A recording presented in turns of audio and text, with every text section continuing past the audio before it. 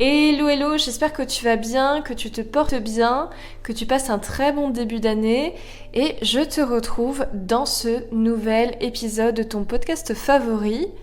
Je te souhaite encore une fois une très belle année 2021. Je m'appelle Laura Ballot et je suis coach en confiance en soi, spécialiste de l'hypersensibilité et de la gestion des émotions.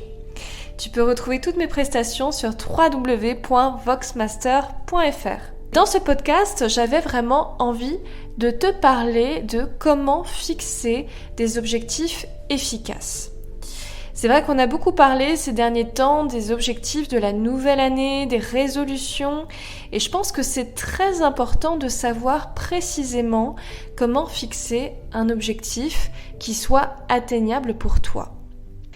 Alors, moi, c'est quelque chose que j'utilise énormément dans mes coachings parce que je pense que c'est très important d'évaluer son action et de voir l'évolution entre le début d'un coaching et la fin, de voir précisément quelle transformation il y a eu. Plus ton objectif en fait va être clair et plus ça sera efficace pour toi.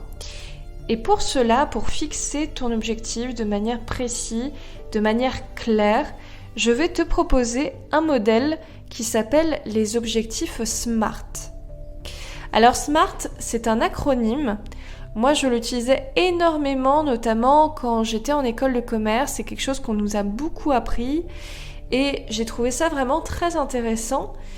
Alors cet acronyme, la première lettre, c'est que ton objectif doit être spécifique. C'est-à-dire qu'il faut définir clairement le résultat que tu attends. Ça peut être par exemple, je cherche à perdre du poids, à faire du jogging, à prendre du temps pour moi, à réussir à parler en public. On voit à chaque fois dans ces exemples que c'est lié à un domaine qui va être très précis. Un domaine qui serait beaucoup trop large, beaucoup moins précis, ça serait par exemple, je cherche à faire le bien autour de moi, à changer le monde. Là, on voit que c'est totalement inatteignable parce que ce n'est pas suffisamment spécifique. La deuxième caractéristique que doit avoir ton objectif, c'est qu'il doit être mesurable. C'est important de bien qualifier ton objectif, tout simplement pour vérifier qu'il a été atteint ou non. Et pour ça, évidemment, on va utiliser de préférence des données chiffrées. Il faut dire que parfois, ça peut être un peu compliqué de mesurer un objectif. Je pense notamment au niveau de confiance en soi, typiquement parce que ce n'est pas forcément quelque chose qui est facilement mesurable. À ce moment-là, ce qu'on va faire, c'est qu'on va simplement évaluer de manière subjective à combien est-ce que je me situe en termes de confiance en moi. La troisième chose, ça va être que mon objectif soit vraiment atteignable. C'est-à-dire qu'il faut que mon objectif soit motivant, mais pour autant que je puisse l'atteindre. Que ça soit en fait légèrement au-dessus de ce que je peux faire, de manière à ce que ça me motive, mais pas trop non plus, parce que sinon ça devient totalement irréaliste.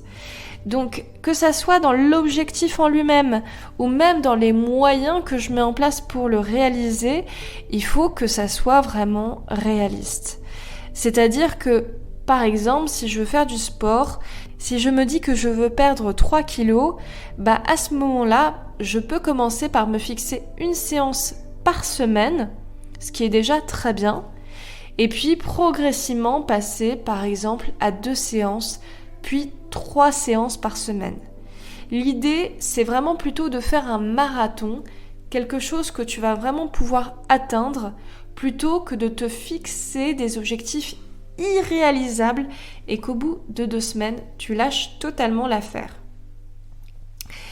Peut-être même, par exemple, dans cet objectif de t'améliorer en sport, de perdre du poids, peut-être que tu auras à engager un coach sportif. Peut-être que tu auras à faire d'autres choses. C'est vraiment l'idée de mettre à ta disposition tous les moyens de manière à ce que ton objectif devienne vraiment réaliste, soit possible pour toi. La quatrième chose, du coup, c'est que ton objectif soit bien réaliste.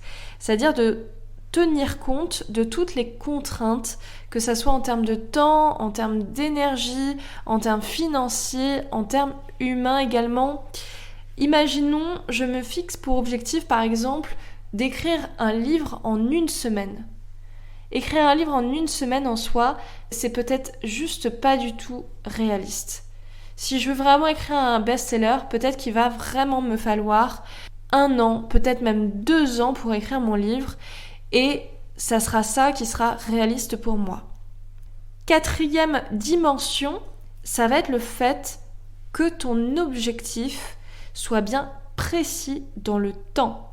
C'est-à-dire que quand je vais me fixer mon objectif, je vais vraiment essayer de faire en sorte de fixer une date limite, une échéance vraiment précise, ou même un échéancier, si tu veux, de plusieurs dates, qui va me permettre de me dire, ok, à telle date, il faut que j'ai réalisé mon objectif. Par exemple, si je veux faire un chiffre d'affaires de 5 000 € par mois, à partir de quand je souhaite faire ce chiffre d'affaires? Est-ce que ça va être au 31 décembre 2021? Est-ce que c'est au 30 mars?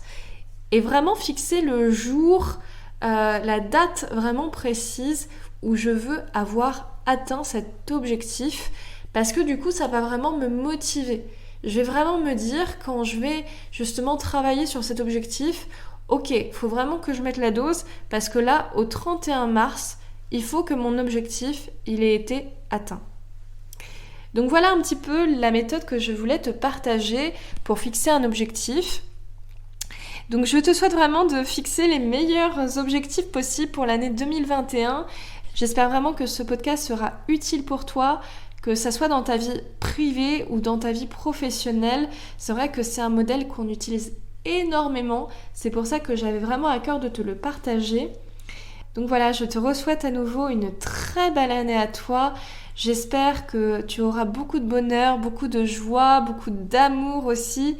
Et je te dis à très bientôt dans un nouvel épisode de ton podcast. Ciao, salut!